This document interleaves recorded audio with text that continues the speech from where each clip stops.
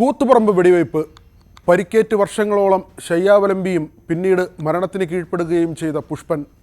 CPM-നും party യുവജന പ്രസ്ഥാനത്തിനും എന്നും നൊമ്പരമാണ് കൂത്തുപറമ്പ് വെടിവയ്പിൽ ജീവൻ നഷ്ടമായ 5 പേരും പരിക്കേറ്റ 6 പേരും. അന്ന് വെടിവയ്ക്കാൻ ഉത്തരവിട്ട റവാഡ ചന്ദ്രശേഖർ ഇന്ന് സംസ്ഥാന പോലീസ് മേധാവിയുടെ കസേരയിൽ. പുതിയ പോലീസ് മേധാവിയെ അവരോധിക്കുമ്പോൾ പാർട്ടിക്ക് ന്യായീകരണമുണ്ട്. UPSC നൽകിയ പട്ടികയിൽ ഭേദപ്പെട്ടയാൾ റവാഡ എന്നാണ് CPM വിലയിരുത്തുന്നത്. പോലീസ് പ്രമോഷനും പോലീസ് നിയമനവും അതിൻ്റെ നിയന്ത്രണങ്ങളും അതിൻ്റെ ഉന്നതാധികാരത്തിലുള്ള സ്ഥാനത്തുള്ളവരെ നിയമിക്കാനും പ്രത്യേക DGP, IG തുടങ്ങിയിട്ടുള്ള രംഗങ്ങളിലൊക്കെ നിയമിക്കാനുള്ള അധികാരം ഗവൺമെൻറ്റിനുള്ളതാണ്. അതിലൂടെ നിയമങ്ങളും ചട്ടങ്ങളുമുണ്ട്, പരമ്പരാഗതമായിട്ടുള്ള നടപടിക്രമങ്ങളുണ്ട്. ആ നടപടികൾക്കനുസരിച്ച് മാത്രമേ ഏത് ഗവൺമെൻറ്റിനും നിശ്ചയിക്കാൻ പറ്റൂ. അതുമാത്രമേ കേരളത്തിൽ പിണറായി ഗവൺമെൻറ് നിശ്ചയിച്ചിട്ടുള്ളൂ. മാത്രമല്ല, വെടിവയ്പ് നടന്നതിൻ്റെ തലേ ദിവസം മാത്രമാണ് റവാഡ തലശ്ശേരിയിൽ ജോയിൻ ചെയ്തത്. രവത ചന്ദ്രശേഖരന് 2 ദിവസം മുമ്പാണ് അദ്ദേഹം IPS ട്രെയിനിങ് കഴിഞ്ഞ് തലശ്ശേരി ജോയിൻ ചെയ്തത്. 2ാമത്തെ ദിവസമാണ് ഈ സംഭവം നടക്കുന്നത്. അതുകൊണ്ട് അദ്ദേഹത്തിന് ഇതിൻ്റെ അകത്ത് കാര്യമായ പരിചയമോ പ്രദേശത്തെ പറ്റിയുള്ള അറിവോ ഒന്നും ഇല്ലാതെ അദ്ദേഹം ഈ സംഭവം നടക്കുന്നതിന് 2 മണിക്കൂർ മുമ്പ് തന്നെ അവിടെ ഉണ്ടായിരുന്നതാണ്. അവിടെ MP ജയരാജൻ ഉൾപ്പെടെയുള്ള ഇന്നത്തെ യുവജന നേതാക്കന്മാരോട് സംസാരിച്ച് ഒരു ഭാഗത്തേക്ക് മാറി നിൽക്കണം എന്ന് പറയുകയും അവരെല്ലാം മാറി നിൽക്കുകയും ചെയ്തതാണ്. അപ്പോഴാണ് മന്ത്രി ഉൾപ്പെടെയുള്ള ഈ വ്യൂഹം ഈ പറയുന്ന ഞാൻ നേരത്തെ ചൂണ്ടിക്കാണിച്ചിട്ടുള്ള 2 ആളുകൾ ചേർന്ന്, 2 ആളെന്ന് പറയുമ്പോൾ ഒന്ന് ഹക്കീം ബത്തേരി തന്നെയാണ് അതിന് മുൻകൈ എടുത്ത് എല്ലാ അർത്ഥത്തിലും ലാത്തി ചാർജും വെടിവെപ്പ് ഉൾപ്പെടെ നടത്തുന്ന നേതൃത്വം കൊടുത്തത് എന്നാണ് കോടതിയിൽ തന്നെ കൃത്യമായിട്ട് പറഞ്ഞിട്ടുള്ളത്. കോടതിയിൽ നിന്ന് ഒരു ഘട്ടം കഴിഞ്ഞപ്പോൾ ഇദ്ദേഹത്തെ ഒഴിവാക്കുക ചെയ്ത കോടതി. കാരണം ഇദ്ദേഹത്തിൻ്റെ മേലെ ഒരു കുറ്റവും ചുമത്താൻ സാധിക്കുന്നതല്ല എന്ന അന്വേഷണ കമ്മീഷൻ റിപ്പോർട്ടുണ്ടായിരുന്നു. സമരക്കാരോടുള്ള ഏതെങ്കിലും വ്യക്തിവൈരാഗ്യത്തിൻ്റെ പേരിലല്ല വെടിവയ്പ് ഉണ്ടായതെന്നും ഇതോടൊപ്പം ചേർത്ത് വായിക്കണം. എന്താണ് കൂത്തുപറമ്പ് വെടിവയ്പ്? പരിയാരത്ത് തുടങ്ങുന്ന മെഡിക്കൽ കോളേജിൻ്റെ സ്ഥലവും കെട്ടിടവും സർക്കാരിൻ്റേതായിരുന്നു. വായ്പയ്ക്ക് ജാമ്യവും സർക്കാരാണ്.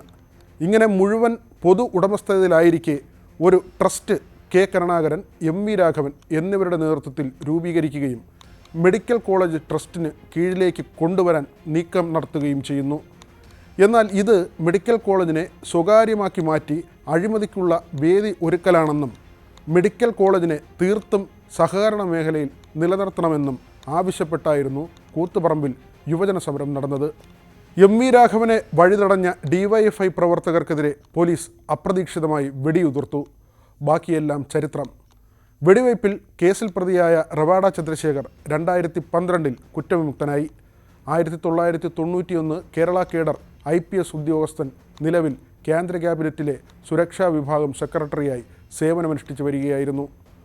കേരള കേഡറിൽ SP ആയി തലശ്ശേരിയിൽ സർവീസ് ആരംഭിച്ച ശേഷം Pathanamthitta, Malappuram, Ernakulam rural, railway, vigilance, Ernakulam range, crime branch, Thiruvananthapuram, Palakkad എന്നിവിടങ്ങളിൽ SP ആയും പോലീസ് ആസ്ഥാനത്ത് AIG 1 KAP 2ാം battalion, KAP 3ാം battalion എന്നിവിടങ്ങളിൽ കമാൻഡൻ്റായും പ്രവർത്തിച്ചു.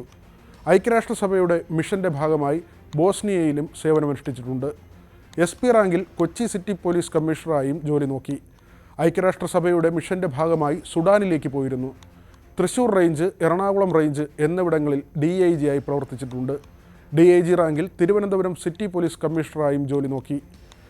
ക്രൈം റെക്കോർഡ്സ് ബ്യൂറോയിൽ പ്രവർത്തിക്കെ കേന്ദ്ര ഡെപ്യൂട്ടേഷനിൽ ഡെപ്യൂട്ടി ഡയറക്ടറായി ഇൻ്റലിജൻസ് ബ്യൂറോയിലേക്ക് മാറി. ഇൻ്റലിജൻസ് ബ്യൂറോ ഡെപ്യൂട്ടി ഡയറക്ടറായി IB ആസ്ഥാനം ഭുവനേശ്വർ, ഹൈദരാബാദ്, വിജയവാഡ എന്നിവിടങ്ങളിൽ ജോലി നോക്കി.